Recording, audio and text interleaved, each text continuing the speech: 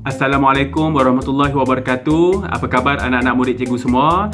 Pada hari ini cikgu nak berikan sedikit perkongsian pembelajaran pada hari ini untuk subjek Bahasa Melayu, iaitu kata ganti diri singkat. Baik, marilah kita sama-sama melihat paparan yang telah cikgu sediakan untuk kamu. Mari kita sama-sama belajar.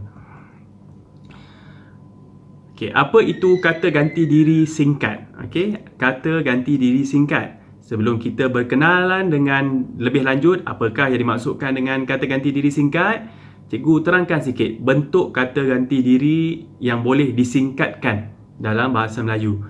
Yang pertama, aku. Kamu boleh singkatkan menjadi ku. Engkau menjadi kau.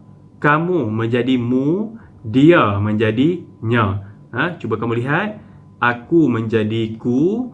Engkau menjadi kau.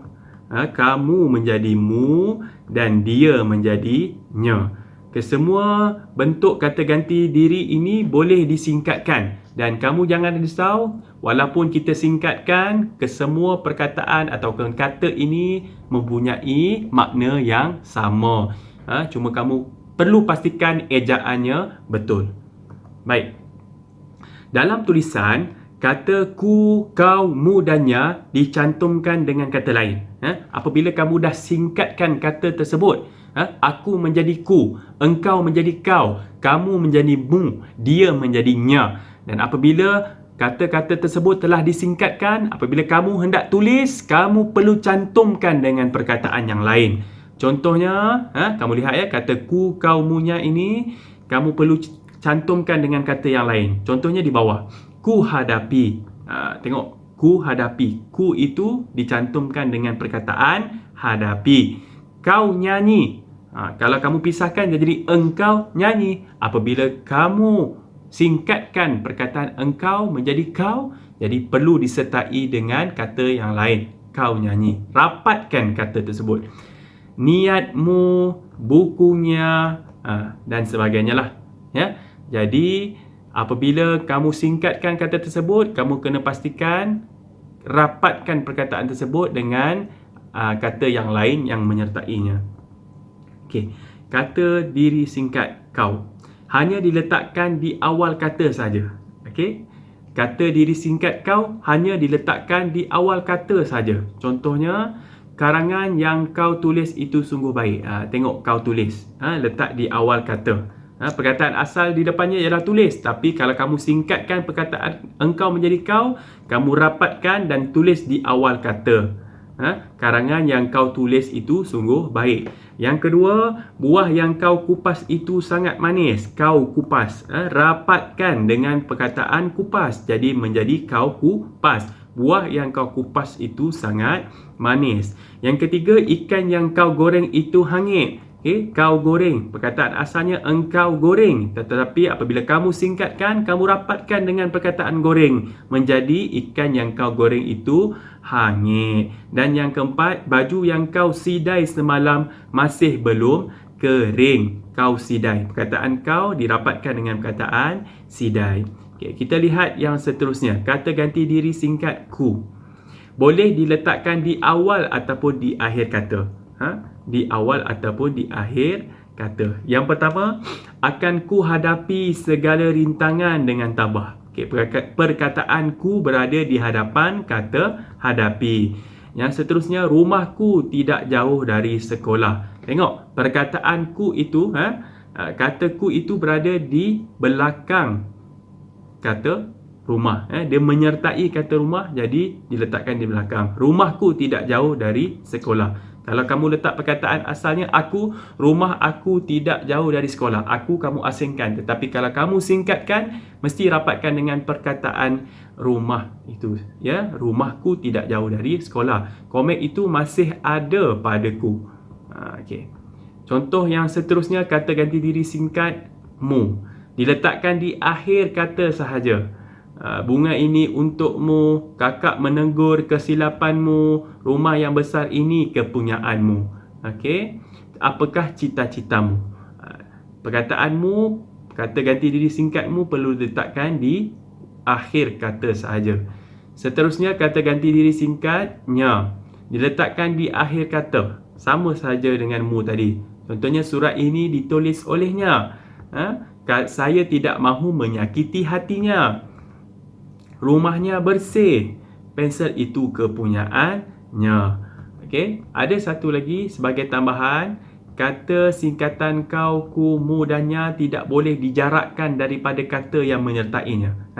Kalau kamu dah singkatkan, tak boleh kamu jarakkan kata singkatan kau, ku, mu dan nya ini daripada kata yang menyertainya. Okay, contoh, lauk yang kau berikan itu enak sekali. Salah. Sebab apa? Sebab kamu lihat perkataan kau itu kamu jarakkan daripada kata yang menyertainya. Sepatutnya kamu tulis lauk yang kau berikan itu enak sekali. Okay. Ku pula, semua kerja sekolah telah ku siapkan. Okay. Kamu perlu rapatkan ku siapkan itu menjadi semua kerja sekolah telah ku siapkan. Okay. Perkataanmu, Alfi akan menyertaimu dalam pertandingan melukis. Kalau kamu tulis Alfi akan menyertai kamu, betul. Tetapi kalau kamu telah singkatkan, kamu perlu tulis begini. Alfi akan menyertaimu dalam pertandingan melukis. Dan seterusnya katanya, singkatannya, buku itu dibaca olehnya. Kamu tengok olehnya itu jauh. Kamu perlu rapatkannya. Buku itu dibaca olehnya.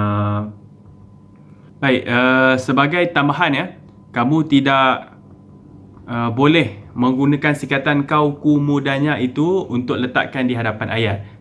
Kata singkatan kau, ku, mu dan nya tidak boleh bertugas sebagai subjek kecuali ditukar dengan kata ganti diri nama yang penuh.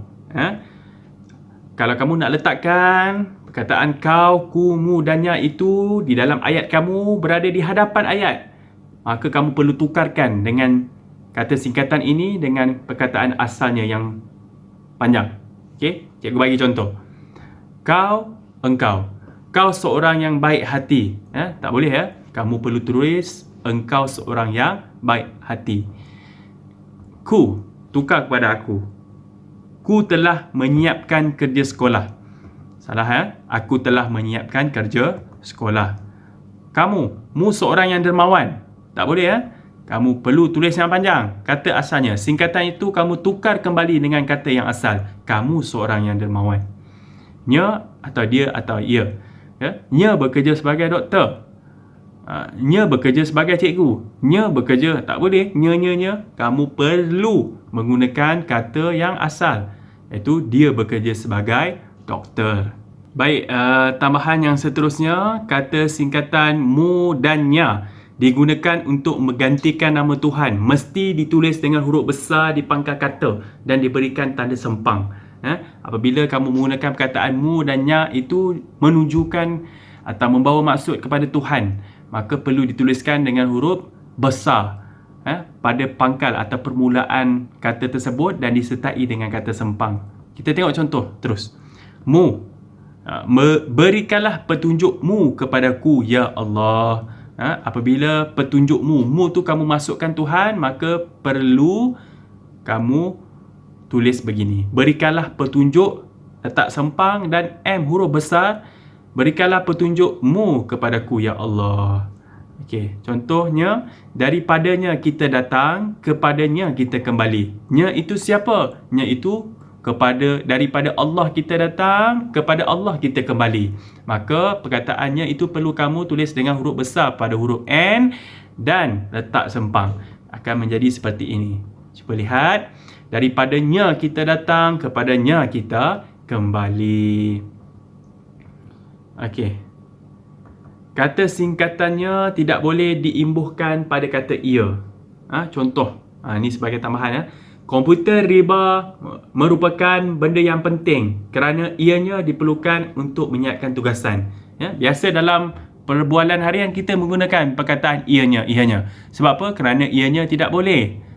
Tidak benar ya, tidak tepat penggunaan ia di situ. Sepatutnya bagi contoh, komputer riba merupakan benda yang penting kerana diperlukan untuk menyiapkan tugasan. Tidak perlu letak perkataan ataupun kata ianya ataupun ia.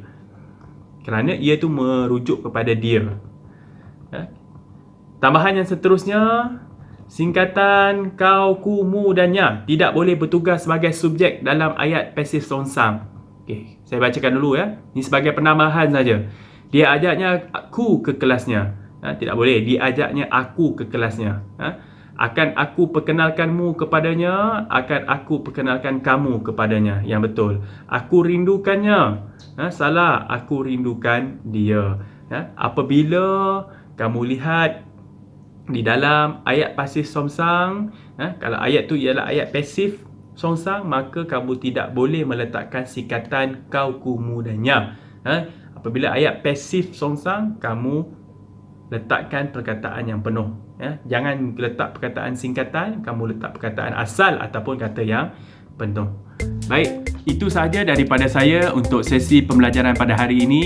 Semoga kita berjumpa lagi dalam sesi yang akan datang. Assalamualaikum warahmatullahi wabarakatuh. Bye.